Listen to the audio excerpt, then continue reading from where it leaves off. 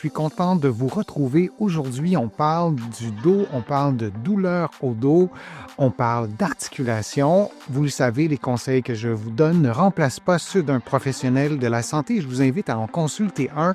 Vous allez trouver plusieurs des conseils, des exercices que je vous donne aujourd'hui dans mon livre « Plus jamais malade, mon approche globale pour un corps en santé » et on fera aussi des allusions à mon roman « Corps étranger » publié aux éditions Stanké. Une hernie discale, je vous ai présenté plusieurs contenus sur ma chaîne sur la hernie discale, mais une définition courte correspond à une fissure du disque, pour le dire comme ça, entre deux vertèbres, avec déplacement de son contenu. On le voit en blanc, le noyau, qui est une forme de gel, sur l'illustration que vous voyez, se déplace vers la racine nerveuse. Il y a en rouge qui symbolise l'inflammation, et ce n'est pas une contre-indication stricte au mouvement du quotidien.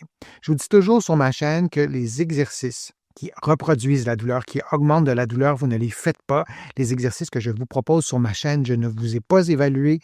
Donc, c'est une règle qui va toujours rester sur ma chaîne et c'est une règle qui tient presque toujours avec mes patients que j'ai évalués.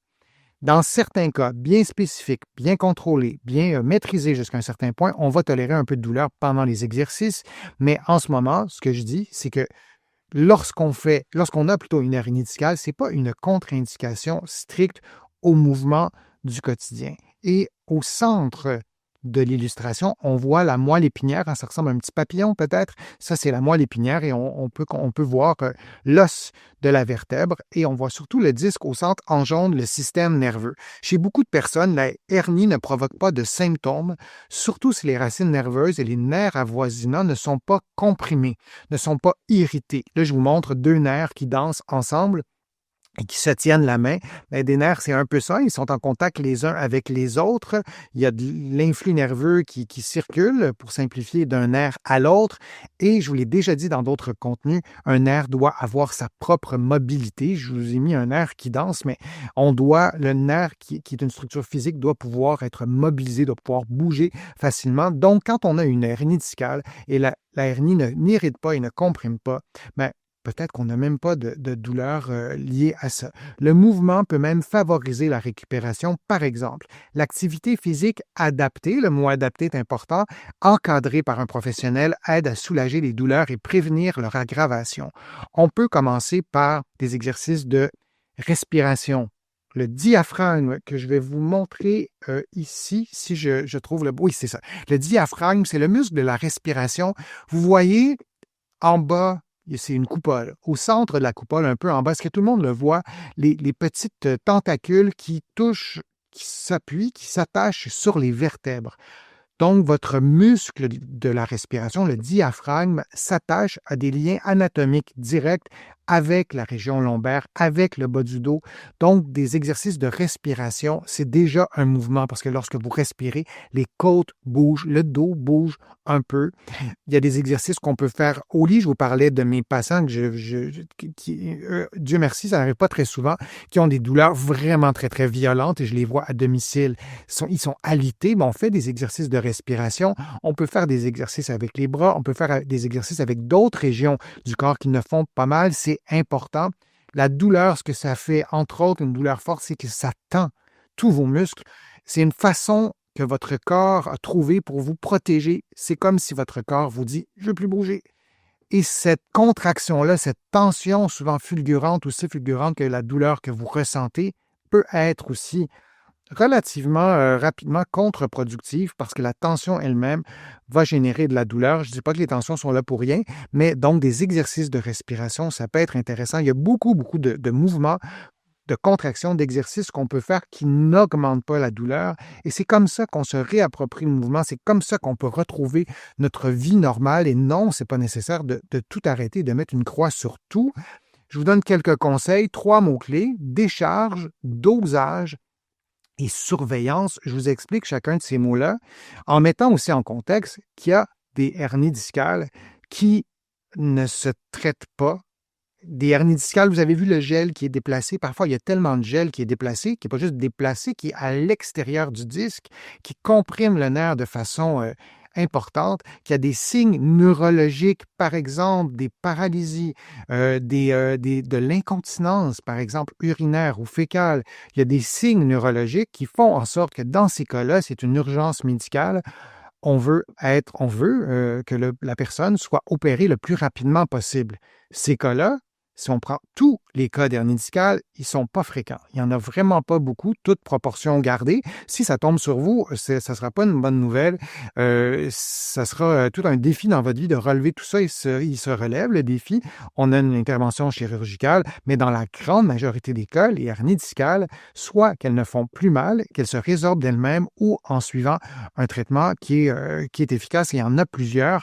Donc, je voulais faire quand même cette parenthèse-là, mais dans la grande proportion des cas, on a une hernie discale qui se résorbe avec la bonne intervention ou avec aussi le temps qui passe. Il ne faut pas sous-estimer aussi l'importance de la force du corps pour se réparer lui-même, du moins dans plusieurs contextes, plusieurs cas de hernie discale. Donc, décharge. Si on va marcher sur la Lune, on n'aura pas de gravité. C'est pas quelque chose d'accessible. Si on va marcher dans l'eau, on n'aura pas beaucoup de gravité. Si on fait des exercices au sol, couché sur le dos, sur le ventre, même dans certains cas en position assise, mais surtout allongé, on n'aura pas beaucoup de gravité. Alors, on tente de favoriser d'abord les mouvements ou les exercices en décharge, lorsqu'on n'a pas le poids du corps sur notre dos, comme la marche ou les exercices au sol, ou les mouvements de marche au sol, ou la marche dans l'eau, qui mobilise la colonne sans pression excessive. Si on va à l'opposé, les sauts, c'est un peu l'inverse. On va augmenter le poids du corps, on va décupler le poids du corps parce qu'on sautera, par exemple. On s'en doute, là, on ne va pas donner en exercice des sauts à quelqu'un qui a une hernie discale symptomatique avec des symptômes qui sont parfois très invalidants. Ça, c'est pour le principe de décharge. Ensuite, limiter les mouvements combinés, rapides ou brusques. Donc, on veut les limiter, mais ces gestes doivent être cependant être réintroduits progressivement. Un mouvement combiné, c'est quoi? Je vais vous le montrer sur moi avec le dos de façon globale. Je vais croiser mes mains. Si je fais une inclinaison, c'est un mouvement simple.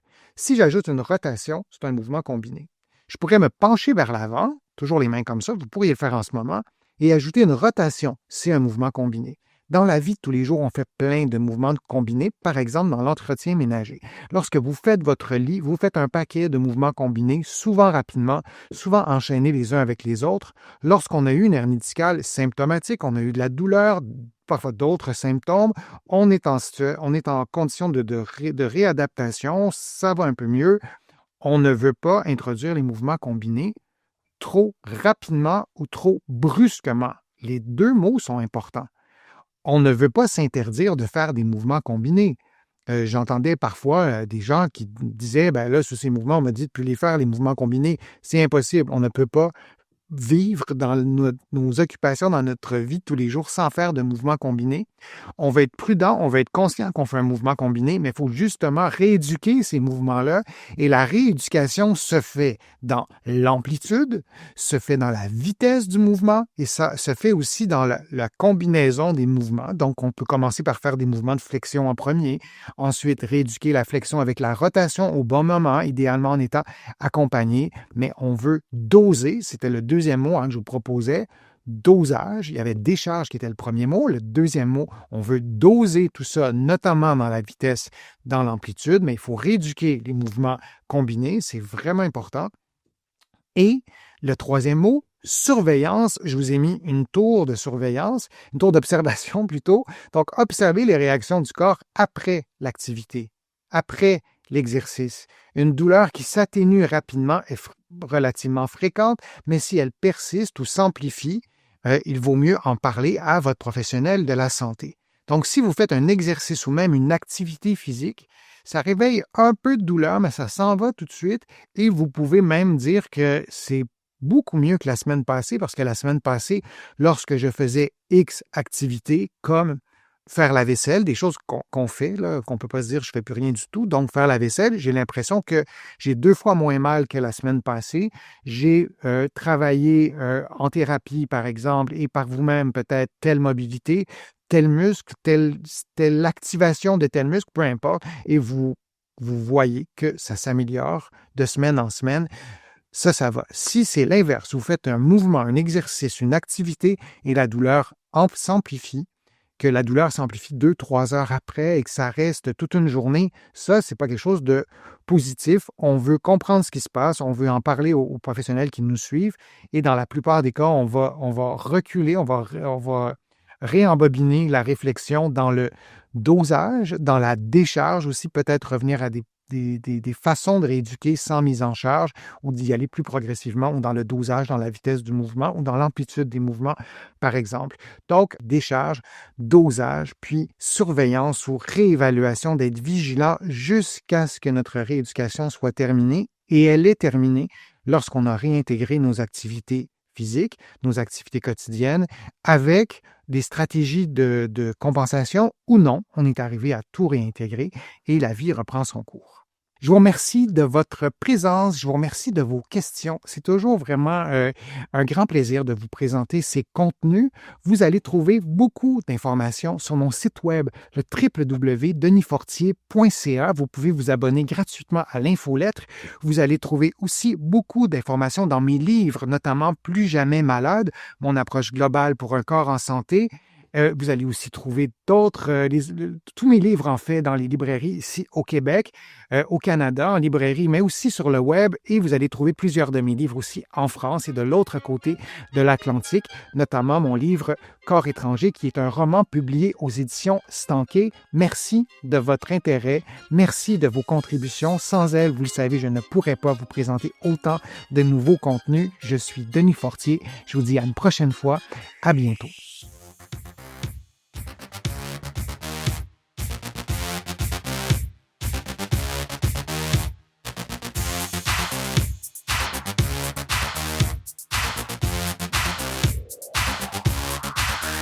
Shh.